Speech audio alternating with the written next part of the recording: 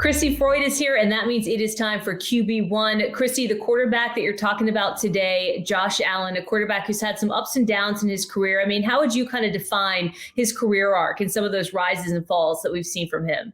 Yeah, I think a lot of people talk about the 2020 and 2021 seasons and how it would almost make more sense just from a progression perspective if those were switched around. So I do think that there's been some inconsistency there, but I think this is a quarterback that's definitely risen and caught a lot of attention that I originally was not high on at first, but he's on a really good trajectory with a team that I think that he can continue to make better, that over recent seasons has not been a team that's been a consistent contender. What was it about him that you saw that led you to believe that originally that he might not be as good as he's turned out to be?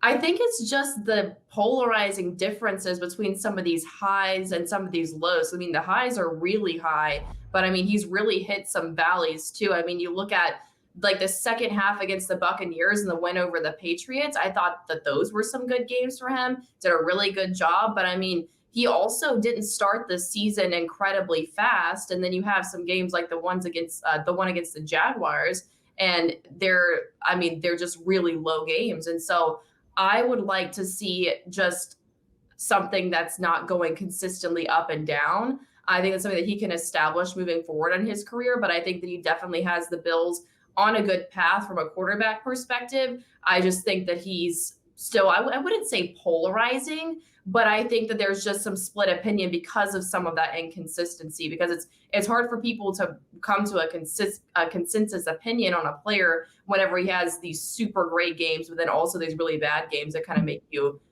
just question. He has drawn some comparisons to John Elway. How accurate do you think those comparisons are?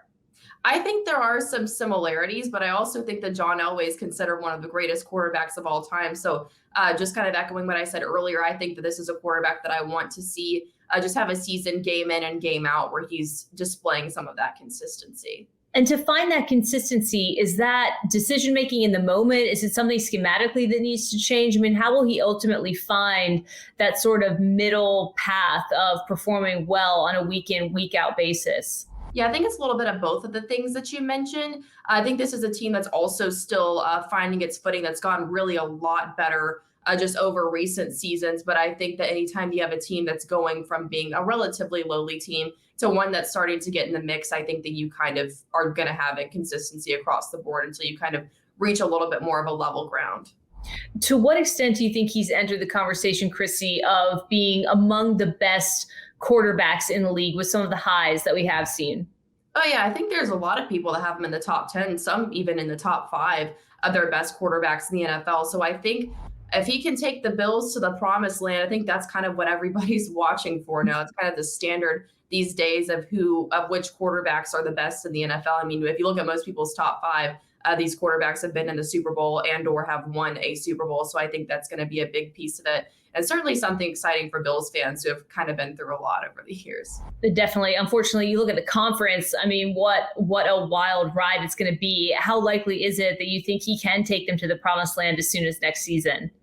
Yeah, I think it's a tough conference. I think that he has it in him, but I could see it potentially taking a couple more years until they're kind of in that conversation.